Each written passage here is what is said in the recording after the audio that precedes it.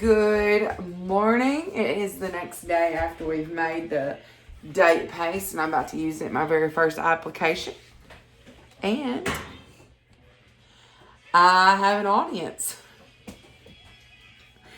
Anyhow. Okay, so this is really simple. It's I'm gonna make sourdough waffles.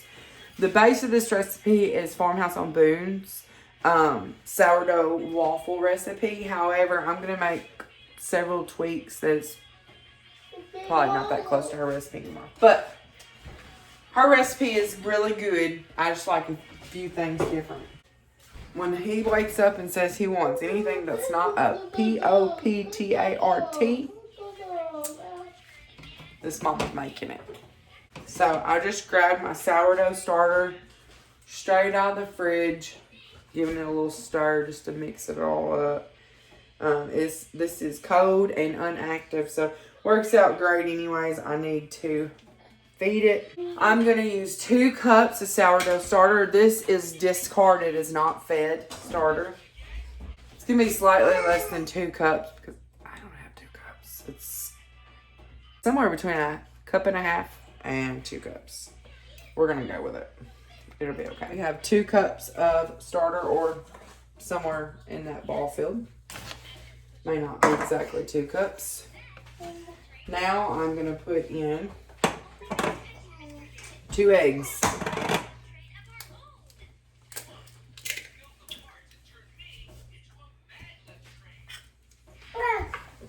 So I got my 2 eggs, and I'm just going to kind of poke the yolks. Sometimes it's hard to get them to mix up fully. So just going to pop them in there before I put them in.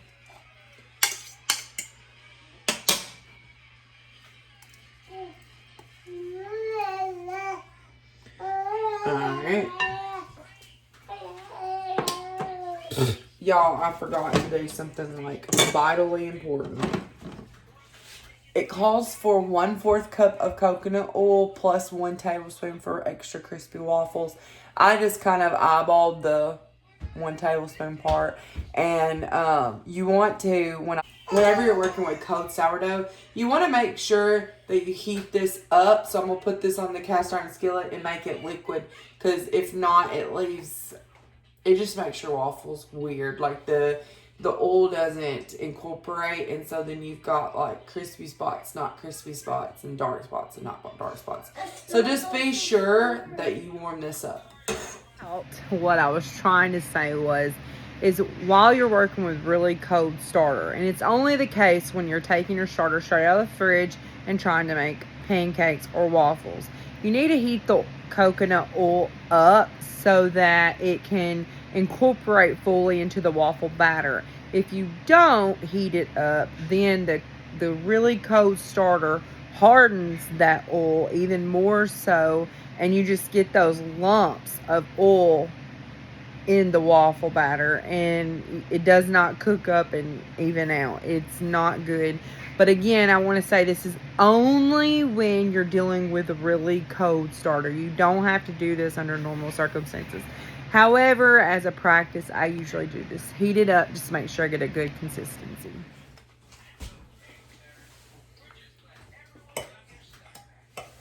Recipe calls for 1/2 teaspoon of salt. I have found with her recipes, I tend to like things a lot saltier than she does. So I add 1 teaspoon. And we're using our Redmond's real salt today. Next is cinnamon. She calls for you to add 1 teaspoon of cinnamon to the recipe.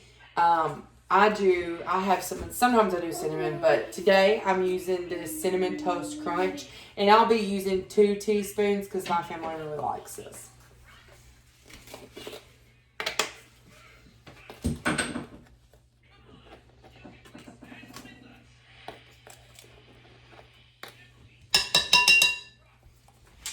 Next, the recipe calls for 2 tablespoons of honey. And today I have honey, but today we're going to be using our date paste. And this is just one of the very first ways that I'm going to use it. Oh yeah, and I've worked with this a little bit prior to filming any of these videos. One thing I've noticed is you might need to add just a little bit more than you would with sugar because it doesn't seem to make things quite as sweet. See my little helper? There's 1, 2, and I'm just going to add a third one for good measure. So 3 tablespoons of baked paste. 1 teaspoon of vanilla. I'm using my homemade. Or a little bit more than a teaspoon. Now, the key to this coconut oil is you do want it warmed up and liquefied, but you don't want it too hot because it will kill your yeast before it ever hits the waffle maker. So just be sure to let it warm or cool off before you pour it into your mixture.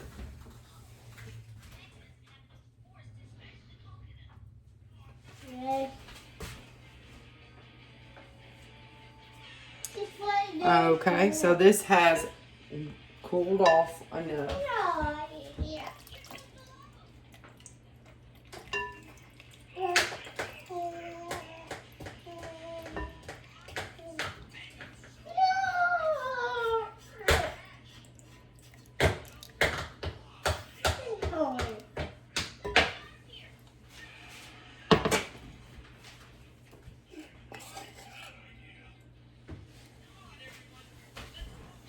Finally, you want to add 1 teaspoon of baking soda. This is why we can use this without this being active sourdough.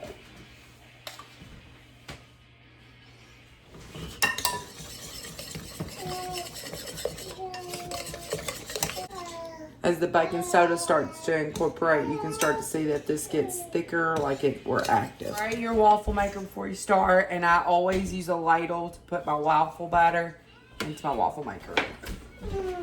I really wish I had a double waffle maker, but I'm so blessed to have this one.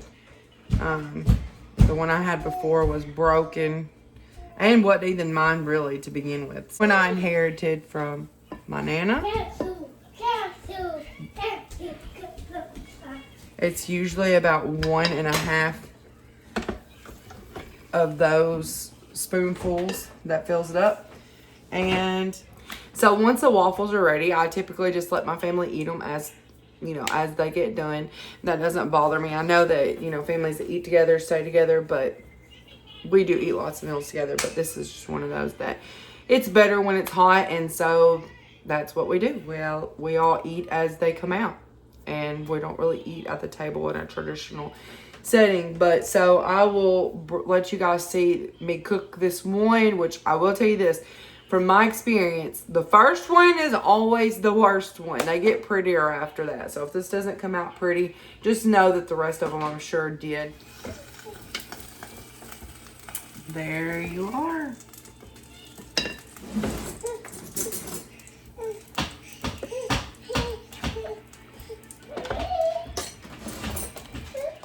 There you have it. Waffles made really quick, really simple, really easy, and very nutritious and easy.